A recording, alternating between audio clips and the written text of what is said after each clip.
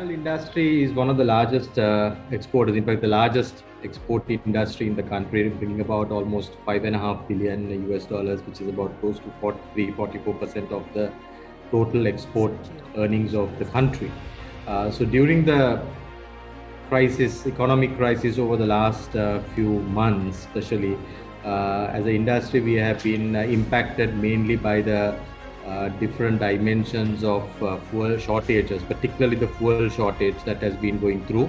And in fact, we have taken measures to mitigate that, because the fuel shortage does have an impact on pretty much different aspects, including the transport of our goods with raw material and the finished good from the factory to the port.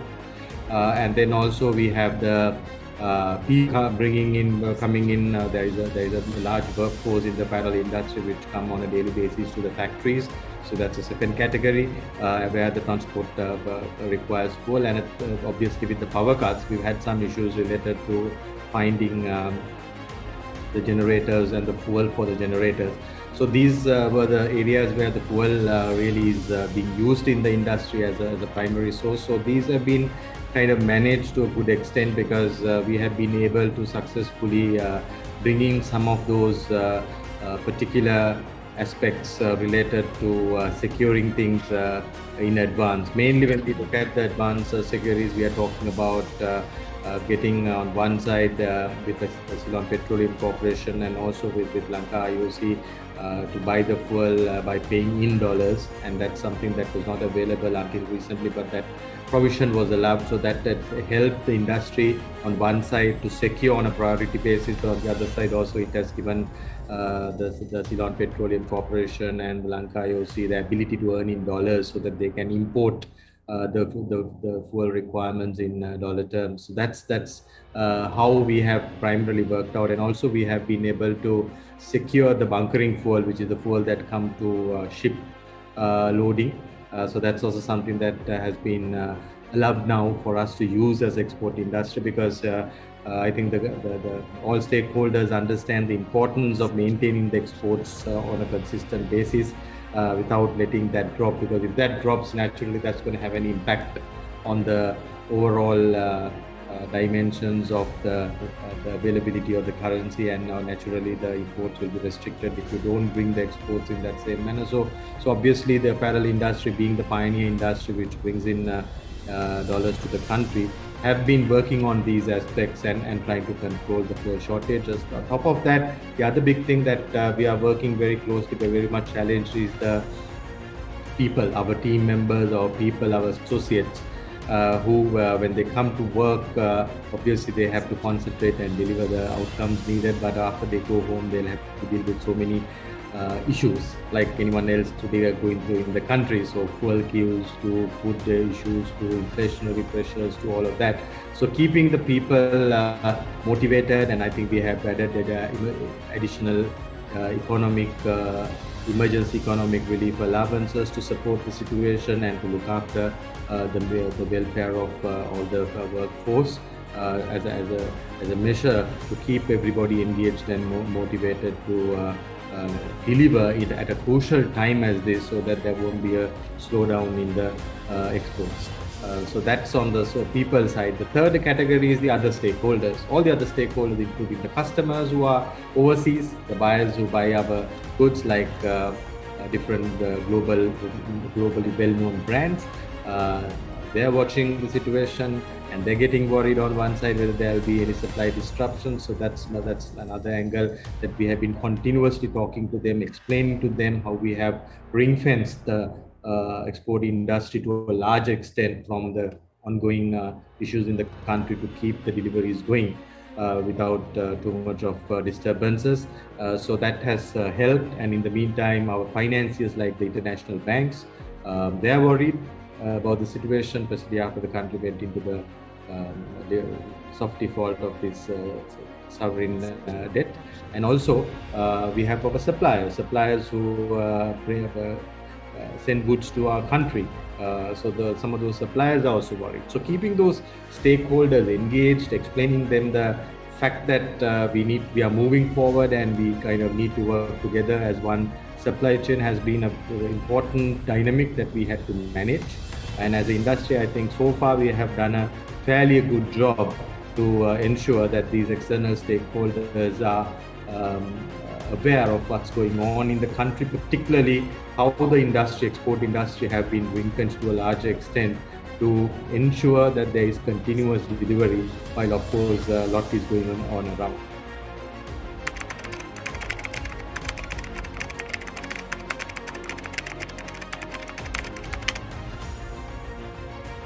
The bigger challenges across the world, or everybody is going through today, particularly because of this Ukraine-Russia war, which has led to scarcity of food on one side. On the other side, the oil prices and other commodity prices have been going up quite sharply, and that has led to the global economies, particularly our goods are being exported mostly to either USA or Europe. So these economies, the people there who buy our goods today have multiple challenges because the fuel prices have gone up. So most of the earnings that they get, they're spending on pumping fuel. And on the other side, the interest rates have gone up. So they are paying more interest to the banks, which means the money that they have to buy clothes have been now diverted to pay interest. So likewise, there have been priorities that have changed because of the current global dynamics, which have not necessarily led only because of the Ukraine-Russia war, but that was the primary reason why it triggered. And with that, there is a natural challenge that in terms of the global economic growth. So there is a slowdown in the global economy for sure. That's already being seen, and there are some economists forecasting a wider challenge, which can even lead to economic recession, a downturn, further downturn. So this can obviously have an impact on all of us in the supply chain, that is the people who supply goods to the US and the European market. It's not only for apparel, but it will be applicable to almost all the other goods and services that are being exported. So that impact will be seen by us as well, on top of what's going on in Sri Lanka.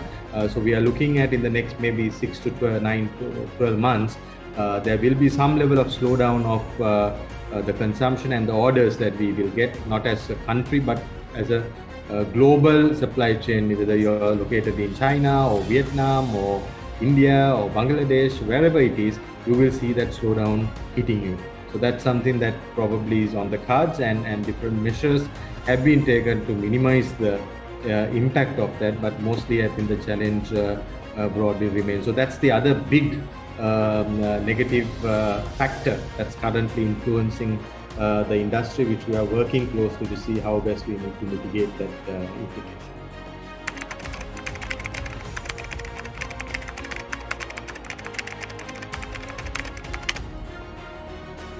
Before we export about $5.5 billion last year. That was the number. This year it might be slightly plus or minus because of the factors that we spoke about before. Particularly the slowdown in the global economy can have a slight downturn or reduction in that number this year.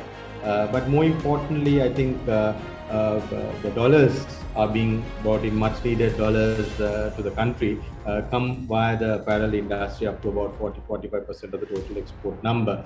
So that's something that brings the much needed dollars on one side. On the other side, the industry employs about a large, close to about 350,000 to 400,000 workforce directly, and then there is the indirect workforce as well, who are supplying various things to the industry, including the transport, including the canteens, including the little shops around the factories that are coming out, that have emerged.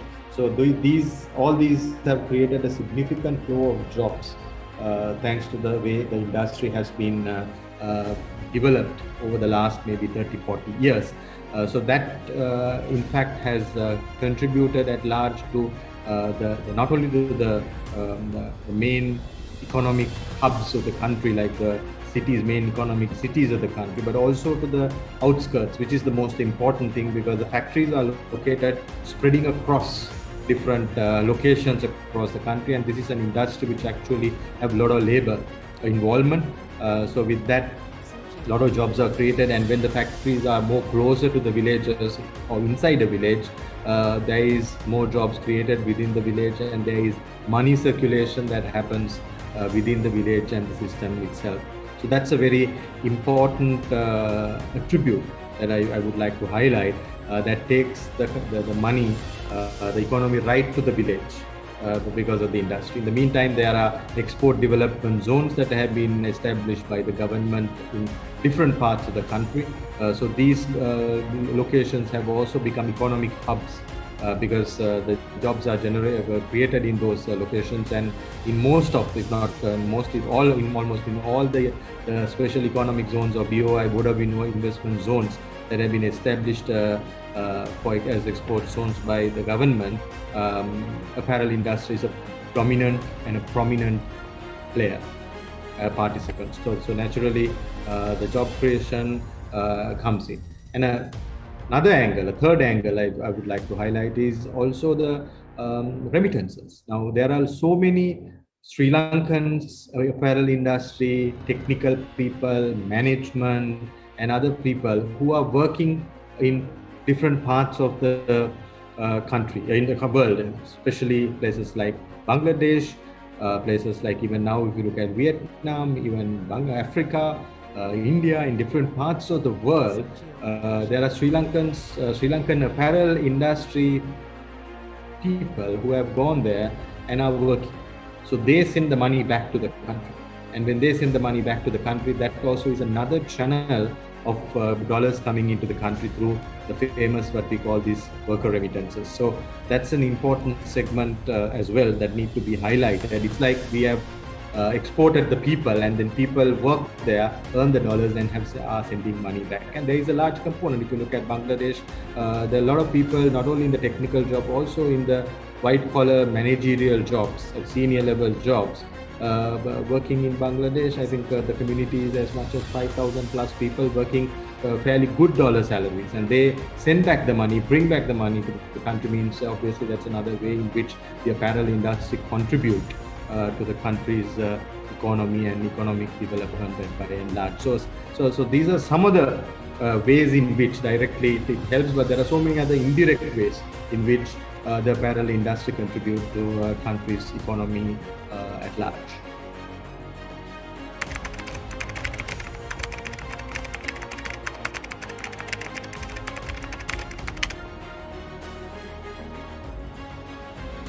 Challenge in the economy is primarily due to the shortage of dollars, which have been created due to some of the fundamental issues or structural issues in the economy. So one side, we have a massive budget deficit. We call it a fiscal deficit, where a government income is much lower than the expenditure. Government expenditure is much higher than the government income. So as a result, it has led in the last few years to a large deficit. So that's now to be corrected. I think I've already seen the corrective action being taken, with on one side increasing the taxes, and on the other side also looking at bringing down some of the government expenditure, particularly the subsidies that are being given for fuel and gas and other commodities, etc. So those will help to reduce the budget deficit, which has been one of the key concerns that have been there. The other side is the dollar cash flow of the country. The dollar cash flow of the country has narrowed because obviously we had COVID resulting in tourism industry's income almost coming down to a zero level for almost 2 years in 2021 and 2020. And on top of that, I think we had the international rating agencies and other international funding investors bringing down the country's rating down, which in turn led to lack of dollar inflows, particularly in the form of new financing or in dollars. Especially when you look at we used to get the sovereign bonds, we used to get other means of dollar funding into the country, dollar loans and other means to the country. So those have slowed down. So I think these need to be resurrected, which means we'll have to first of all address these structural issues in the economy related to this budget deficit and the balance of payments, or the dollar deficit that is there in the country. So these two is the first thing that need to be done, which I think a lot of measures have been taken already. And then we are seeing the challenges in the inflationary situation in the country, particularly because inflation has gone up almost to 40-45% levels as we speak, and that will require some reduction in the consumption, and for that I think interest rates have already been adjusted. So these have to get into some form of equilibrium where the demand and supply in the economy has to get into some match. But real answer to the question is, in the short term, whether we can bring a fair chunk of dollars, maybe $2 to $3 billion, or if not a little bit more, via ideally through some form of investment mode, or in the form of, at least in the form of some loans. But getting unlimited loans won't help. It has to be some element of investments also that have to come in. So that environment has to be created by both government as well as the private sector to ensure that we have a better conducive climate for investors to come and set the shops. For that's the basics have to be in place, essentials have to be in place, where today's our biggest challenge is the lack of essentials. So we have to go step by step, take those measures and bring some quick investments and loans of about close to $2 to $3 billion to, number one, to get that going. Number two, while that happens, to restructure our debt and get some moratorium period, that is, not to hold the payments of debt for about 2 to 3 years and extend the payments, not to default completely, but to extend the payments and get some form of a agreement with the debt holders, so that the pressure on the dollar outflows can be controlled much better. And thirdly, we will have to look at how we are going to improve the long-term dollar cash flow by, on one side, growing the exports on a permanent basis and bringing in the remittances, IT sector income, and other means of dollar cash flows into the country. Particularly, a few large investments have to come in very soon. So those can actually turn the dollar cash flow to a positive, which will then help in the short run, as I said, to get out of these shortages of essentials, and then gradually build the base over a period of time. I think government has already moved in for IMF program, and signing off that staff level agreement soon will be very important. And once that's done, I think there will be better investor confidence, better government to government funding capabilities coming in, and through that, and also better multilateral organizations like World Bank, ADB support, and that to come sooner than later is very important, because with that kind of a start, then we can look at how to gradually turn the economy. But the challenge is, even though some of these economic decisions that are needed have already been made, and some of these IMF negotiations are already going well, and probably in about a month or so, initial staff level agreement to be signed, still the negative impact that we are seeing on ground in the economy will continue for some time. And that during that period, holding things together has been very, very difficult, because all of us are going through a lot of pain, a lot of difficulty in our day-to-day life. Forget the luxuries, it's just the basics that are not there. So the lack of basics have been a big issue. So the power cuts to the fuel shortages. So those are the things that need to get immediately addressed. And of course, as I said before, the export industry has to run and grow, because that's the channel that brings the dollars primarily. And we need to find ways to restart tourism in a selective manner, because you can't just open up for tourists completely with the shortages on the ground. But you need to find pockets of clusters to be created for tourism to restart, and the remittances side have to be encouraged. And most important thing is, as I said, if we can bring about $2 to $3 billion of investments and or debt into the country, that will bring confidence of the people to send money through the regular banking channels. Today we see a lot of money still coming through irregular means, which is not a good thing for the economy, but I hope that can be changed, and that's something that we need to work on as well. So these are some of the measures in the short term. Try to work on bringing a $2 to $3 billion. Medium term, restructure the debt, work on getting the essentials through and getting the confidence of the people to bring the money through the right channels in the banking system. And then thirdly, work on a long-term plan that will sustain the export industry and grow it to the next level, remittances to grow, tourism and IT sectors to grow, for which obviously we need to bring more foreign investment into the country as well. So for that, build the confidence level, build the foundation, and ensure that there is a strong background that's being set for long-term economic growth. Again, this short, medium, long-term plan has to be executed, obviously, by the government, by the political and the authority and the bureaucracy. That's where one of the key challenges lie at the moment, and that's something that need to get resolved fast.